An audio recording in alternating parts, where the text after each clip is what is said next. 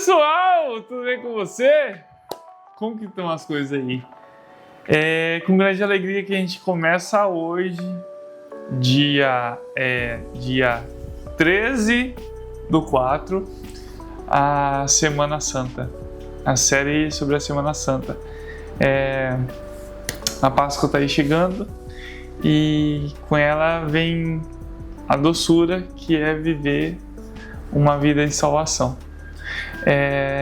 Vamos começar então? Hoje o tema é ramos e diz o seguinte: para muitos, ramos significam vitória, uma vitória cantada antes do resultado final do jogo, com o grito da torcida de Hosana. O vencedor manso e humilde que não usa do triunfalismo barato para mostrar a sua glória, mas que usa da simplicidade de um jumento para expor sua complexa grandeza.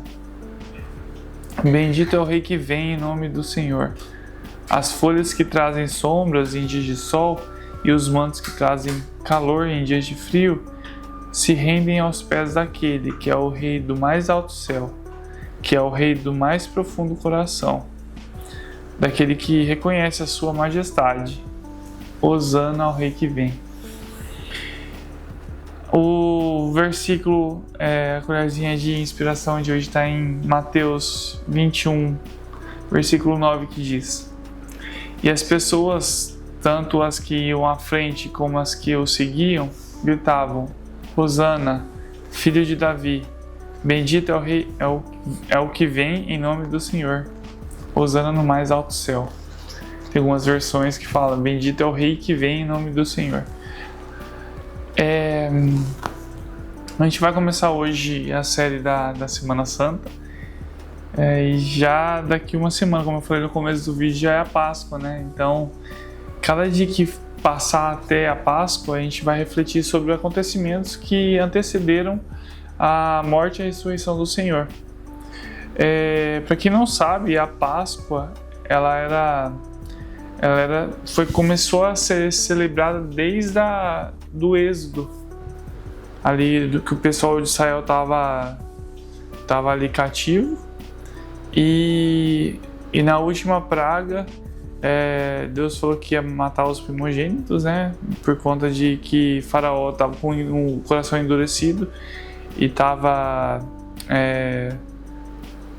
complicada a situação dos hebreus ali no Egito, né? E foi ali que Deus falou para Moisés falar para o povo para matar um cordeiro imaculado, jovem, e aspergir o sangue na porta e se alimentar naquela noite que o anjo da morte ia rodar por Egito e iria levar embora os primogênitos. Ali teve o último livramento e naquilo o faraó já estava desgastado, ele liberou o povo. Foi a partir dali que começou a ser celebrada a Páscoa. E nisso tinha todo um ritual, mas era uma forma de preparar a Páscoa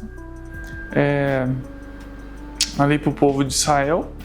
E ali normalmente eles tinham bastante ingredientes amargos, né, para lembrar dessa saída dessa libertação, assim, né, do cativeiro ali no Egito,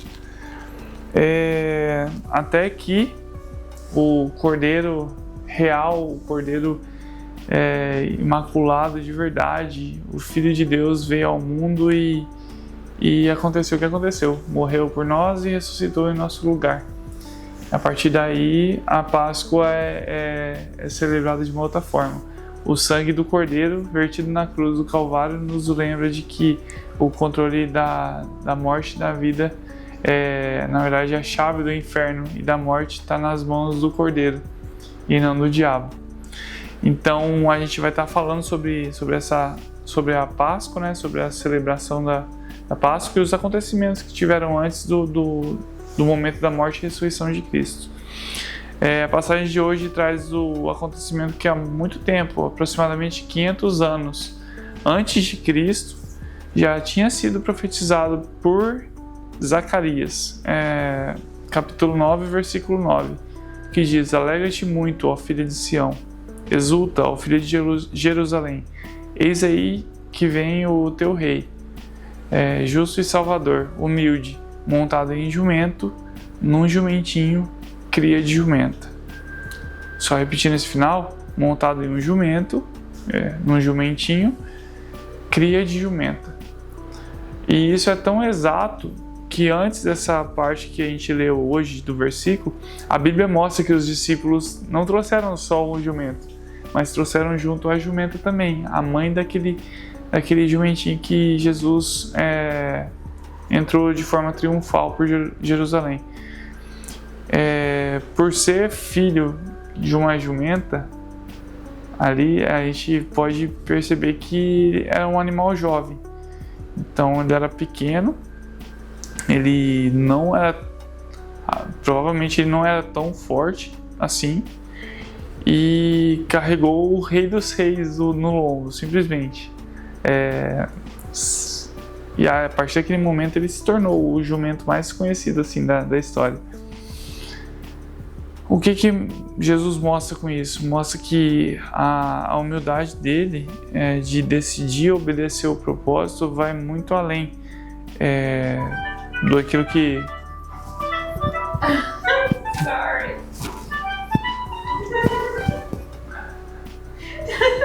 Desculpa.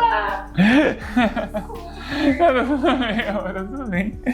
Deixa eu pausar. Não. Deixa. Vai ficar preto e branco nessa parte. Fica em paz.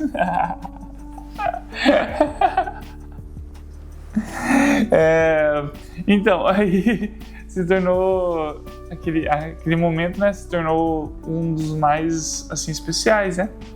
E por mais improvável, assim, que fosse, assim, pros céticos e pelos religiosos da época, assim, Jesus, ele decidiu, na humildade dele, entrar em cima de um animal tão menosprezado até mesmo. Se você parar para ler antes como que foi feita essa designação para qual animal que Jesus entraria ali, né, vai ver que foi pura mão de Deus ali naquele momento para escolher o animal certo para estar fazendo essa entrada. Muitos dizem que na verdade tem algumas versões que falam que era um jumento selvagem, então ele não era domado, e ainda assim Jesus escolheu esse, e esse cumpriu com o propósito de carregar o Rei dos Reis nas costas. Fico imaginando dentro do coração das pessoas que traziam os ramos, estendiam as capas de forma até intencional, sabendo já daquela passagem em Zacarias, porque antigamente as coisas passavam de geração em geração, a palavra, né? Então sabiam a magnitude daquele gesto. E outros foram movidos a participarem daquela festa sem saber o que simbolizavam, e ainda assim viam a grandeza de Jesus Cristo ali, e achavam que era justo mesmo estarem colocando ali suas capas, estendendo os ramos. E nessa grande festa eles coroavam Jesus como o rei deles. A palavra Hosana, ou Rosana, não sei como que você fala aí, ela vem do hebraico e quer dizer salva-nos, por favor, ou um reconhecimento de só ele pode salvar. Então era um clamor do pessoal que já estava esperando há muito tempo a vinda do Messias, né? Então é um grito de reconhecimento. Se a gente for fazer hoje, se a gente for ter esse grito em nós hoje, é um grito de reconhecimento da nossa miséria como humanos perto daquele que é o detentor de toda a honra e toda a glória.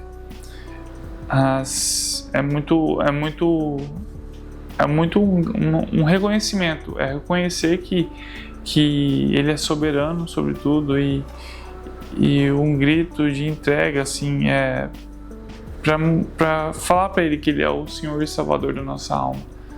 Então, eu vou ler a última estrofe dessa poesia e já a gente ora. Bendito é o Rei que vem em nome do Senhor. As folhas que trazem sombras em dias de sol e os mantos que trazem calor em dias de frio se rendem aos pés daquele que é o Rei do mais alto céu, que é o Rei do mais profundo coração, daquele que reconhece a sua majestade. Hosana ao Rei que vem. Vamos orar? Senhor Deus e Pai, muito obrigado, Senhor, por esse dia. Muito obrigado, Senhor Jesus, por esse que é o dia 103 do ano. Te damos graças, Senhor, e clamamos a Ti, Senhor. Porque o Senhor é o Rei que vem.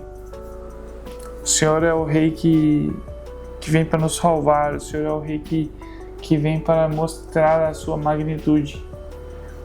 Ainda que manso e humilde, ainda que escolhendo o mais improvável animal, o Senhor é o Rei, continua sendo o Rei. Muito obrigado, Senhor, por tudo que o Senhor tem feito, faz e fará. Hosana, Hosana é o que a gente grita. Hosana. Amém.